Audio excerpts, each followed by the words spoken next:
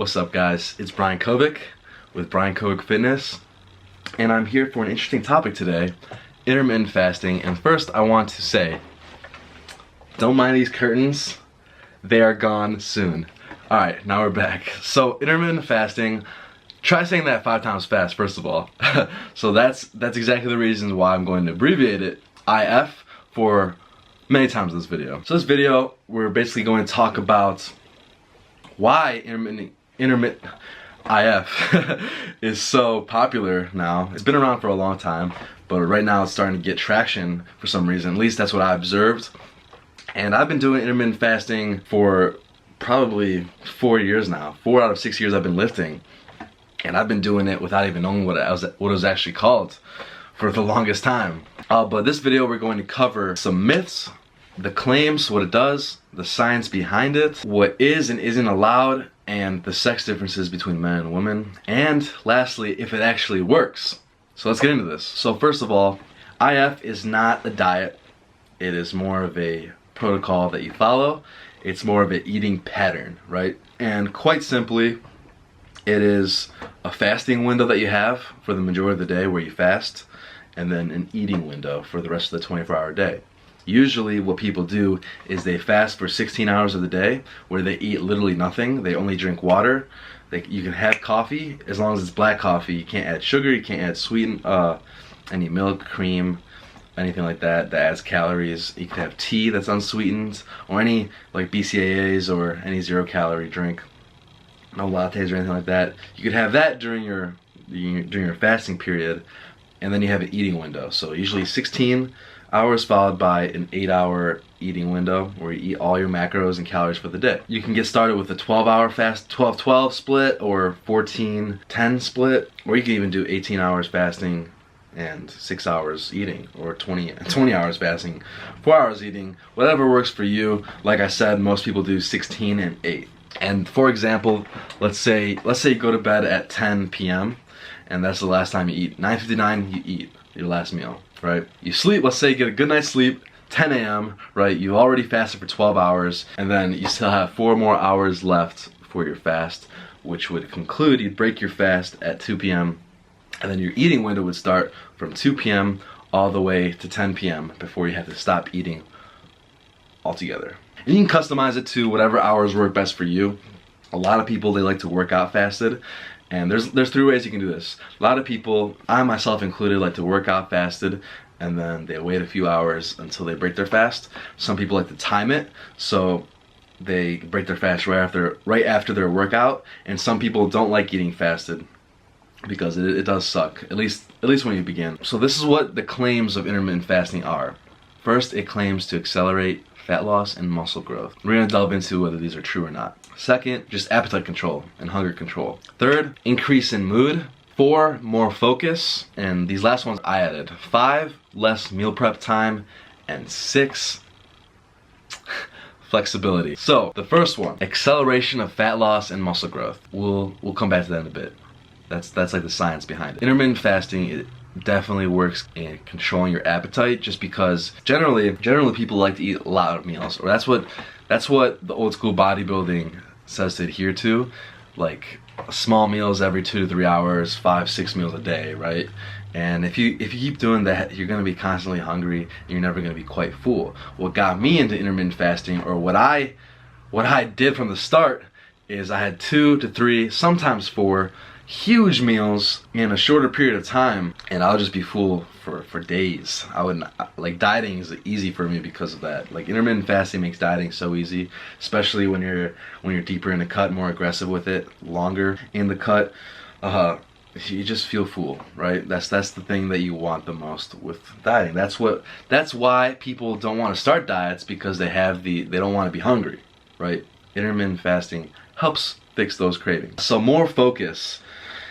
I would say it does help with more focus, because I know the ancient Greeks, they used to practice fasting, and their reason for that was better mental focus. You ever eat like a large meal and then you feel like you're in a food coma, where you want to just like fall asleep, or you can't think clearly? Being in that fasted state helps you be more alert, especially after you're used to it. So beginning intermittent fasting, it's going to be uncomfortable. to say the least, right? Because fasting is not your normal state of being, right? Unless you're sleeping. There's a transition period, usually 3 to 6 weeks before it becomes very easy or just natural, like a habit forming. But any type of restricted eating is also associated with extreme hunger, irritability, moodiness, which is the same thing, loss of libido, and loss of strength, right? Just because your workouts are going to suffer, just strength-wise, not always intensity-wise, and I'm not saying your workouts you're gonna have bad workouts. You're just gonna be a little bit weaker until your body gets used to that. And yeah, I mean, our bodies are incredible things. They could adapt and balance itself out in a lot of situations. Elevated mood as well. I think the focus in elevated mood, it comes from acquiring the discipline to fast. So when you have more discipline, generally you're going to be happier because you're in control of your life, right?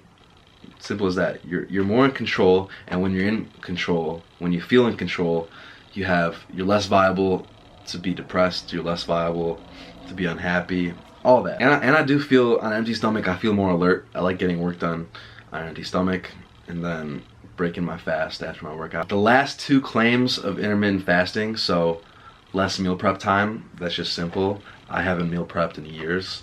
I do cook in bulk, but intermittent fasting just it decreases the time you spend meal prepping because there virtually is none.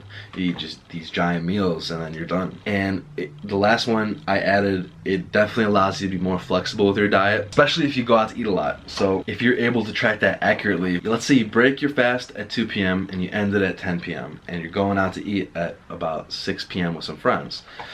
You can continue your fast all the way until 6 p.m. and have a meal like a burger and some fries that literally takes up all your fat macros, and just be more flexible than if you did that in the beginning of the day or something like that and you have no fat macros left. You basically had all your carbs. So if you leave, I mean, carbs and fat are good, right? They're very tasty. So if you leave that at night, you're gonna be more happy, you're gonna be fuller and all that. Like I said, it allows you to be more flexible with your diet, allows you to have bigger meals, allows you to have like fattier, more meals with more carbs, as long as you track it though. I do follow flexible dieting myself. And lastly, like I said, IF is not a weight loss program. It's more of a eating pattern. You still have to be in a caloric deficit. If you want to lose fat, you need to be in a caloric deficit or eating less than your maintenance calories. All about energy in versus energy out, right? So this leads me to the first two claims of intermittent fasting, if it accelerates fat loss and increases muscle growth. So we're gonna take a look at some science behind this. So traditionally your body has two states. It's a fed state and a fasted state. And like daytime and nighttime, basically, when you're sleeping. So in a fed state, after you eat something, your body is breaking down, digesting that food, absorbing all those nutrients, and this lasts anywhere from 3 to 5 hours, and that time extends the more you eat, the more meals you eat, right?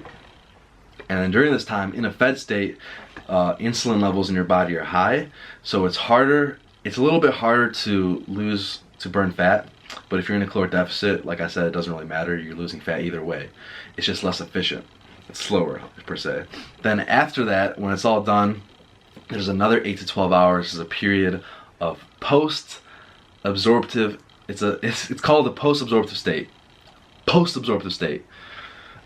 And this quite simply means that your body's done digesting, your body's not doing anything to that food anymore, it's all done. This is why it's recommended to at least fast for 12 hours because of this. And after these 8 to 12 hours, your body then goes into a fasted state. And at this point in time, insulin levels are a lot lower, which means that blood glucose is a lot lower, which means that stored muscle glycogen is a lot lower and maybe even non-existent.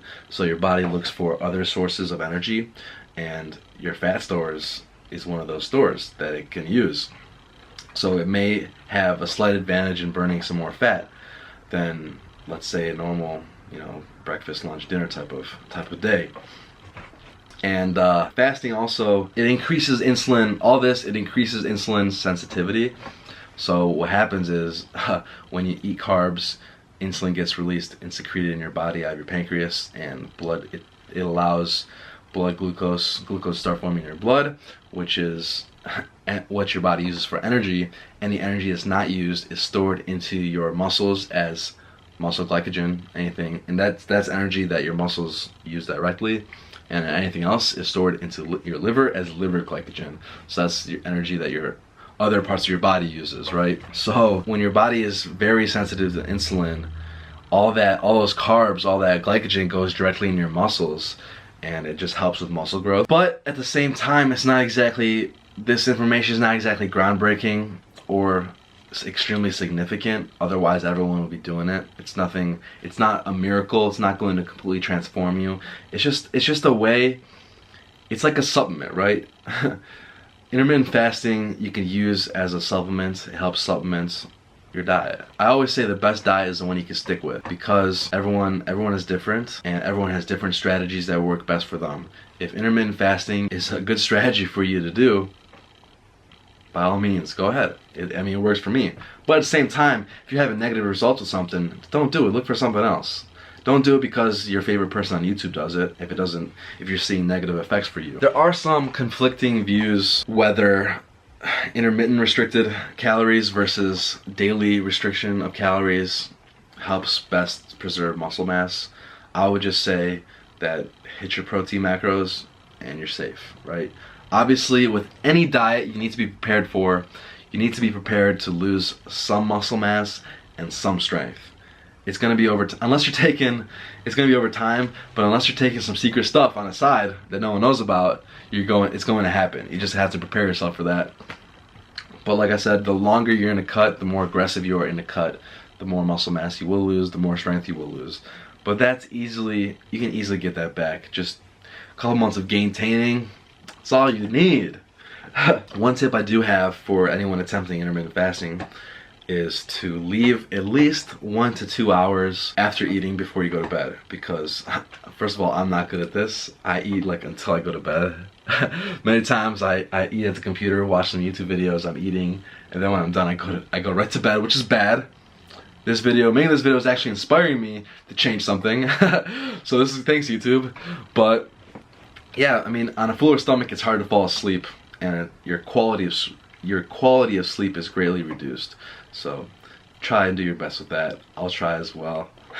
Don't worry. There are also some claims that, like that insulin sensitivity, that there is increased growth hormone with the fasting, but from doing it for so long, it's not, like I said, it's nothing significant, and it's not even, I didn't notice anything. It's just progress is progress. Like I said, it's nothing miraculous. Especially when you're fasted, in your fasted period, drink a lot of water. A lot of water. Like it'll help you feel full, it'll help you feel more alert, more focused, and your body just needs it. Especially if it's not having food. You're made of 75% water. So bring on the water. Makes sense. Alright, so finally some sex differences. So first of all, there's a lot of women that have had great success with intermittent fasting. I know one of them is Whitney Simmons, but at the same time, men and women who are very different. Women are very complicated, especially with their hormones. They have a lot more going on. They have different needs. I do want to say though, hormones that regulate key functions for a woman, like ovulation, they're extremely sensitive to a woman's caloric intake and energy intake. So fasting has a potential to alter and reduce hormonal signals to the body. A female's metabolism and reproductive system are pretty intertwined. I know that many females, they lose their periods and their cycles get all out of whack from dieting, from caloric restriction. I don't know, it's weird. But being lean is not exactly healthy for a woman. It's not, well, I don't want to say that. From a scientific standpoint, being lean actually puts you at a reproductive disadvantage. And even though caloric restriction supports weight loss, doesn't mean it supports reproductive health. So if you're a woman watching this, definitely do your own research, do some more research, watch some more videos, especially from a woman's perspective. But there are women, like I said, that had great success with IF, and it just depends on you. You just gauge what happens, track what happens in your body, and take it slowly, one day at a time. What works for somebody does not work for everybody. That's the rule of thumb here. Lastly, I said I would cover some myths. Sorry, I had to change the battery here. And essentially we covered them all, but just a little bit more in depth. There's 3 myths that I wrote up, and this will actually help you in determining on what you hear, on whether it's the truth or not the truth. and deciphering if something's fact and fiction, if something's a scam or not, all that type of stuff. But the 3 myths I have is 1, intermittent fasting causes muscle loss. 2, intermittent fasting causes muscle gain. 3, intermittent fasting shreds fat. So those are all myths because of one reason, and the reason is it's spoken as an absolute truth. Anything spoken in an absolute truth in terms of marketing is false. It's a myth, and because there's always variables, right? So the first one, intermittent fasting causes muscle loss. So for the average human being doesn't track macros, doesn't track calories, and doesn't track, probably doesn't hit the right amount of protein if they do work out, right? Besides maybe a protein shake after post-workout or whatever. Such bro science. But if you're not hitting your protein, and if you're fasting, and if you're in a caloric deficit, you're going to probably lose some muscle because your body's not maintaining that muscle as efficient as it can if it did get adequate protein. So, and like I said before, any diet over a period of time, you're going to lose muscle mass a little bit, right? So it's not just intermittent fasting, it's being on a caloric deficit over a prolonged period of time that causes you to lose muscle mass. Quite simple. The second, intermittent fasting causes muscle growth. We did take a look at that science a little bit with the insulin sensitivity, growth hormone, all that. So not something I personally don't consider one bit when it comes to intermittent fasting. I strictly use it for appetite control. But you know, there's some studies you can see out there. Like I said, I took a look at the studies. I mean, like I said, if it truly was miraculous, everyone would be on it. Just use it as a supplement to your diet. And lastly, the myth that intermittent fasting shreds fat. Like I said, there's always variables. It helps in shredding fat because you need to be, if you're in a caloric deficit, it shreds fat, right? And it may have the advantage with that insulin sensitivity and having your body use fat stores as energy. That might help to some degree. But like I said, the average person doesn't track macros, doesn't track calories. And I know that an average person, if they have all day to eat versus a 6 to 8 hour window to eat, they're going to eat quite a bit less, on average 28% less. So usually that does turn into a caloric deficit, which results in fat loss. You know, if someone just randomly starts intermittent fasting, in general, on average, they're going to be eating less. So it makes sense that they're going to lose fat. But spoken as an absolute, it's not true. Use that in the future. I'm just trying to help you guys. And lastly, I said, does it work or not? So, in my opinion, it does work just because I've been able to stick with it and be consistent with it. I don't do it every single day. I probably will start doing it every single day pretty soon here, just because I'm trying to lean up pretty quickly here. Not quickly, but in a decent amount of time, and I'm probably going to lower my calories a little bit. So that's gonna come with some hunger, and I want to be able to control that. But guys, any diet, whether it be Atkins diet, low fat, no carb, keto, juice diet, if it fits your macros, anything works. Because most of those things, they create a caloric deficit. But the thing is, whether it's sustainable or not, and that depends on you. So do what works for you, do what you can stick with, and it doesn't matter what other people say because they're not you, right? Simple as that. Hope I could help, guys. Thank you so much for watching. If you enjoyed the video, please leave a thumbs up. Helps me out. If you want to see more, I have a bunch of videos planned. Look at this sheet of paper. That thing is full of videos, of future videos. A bunch planned. Follow me on social media if you want to see more content. And thanks for watching. God bless, guys.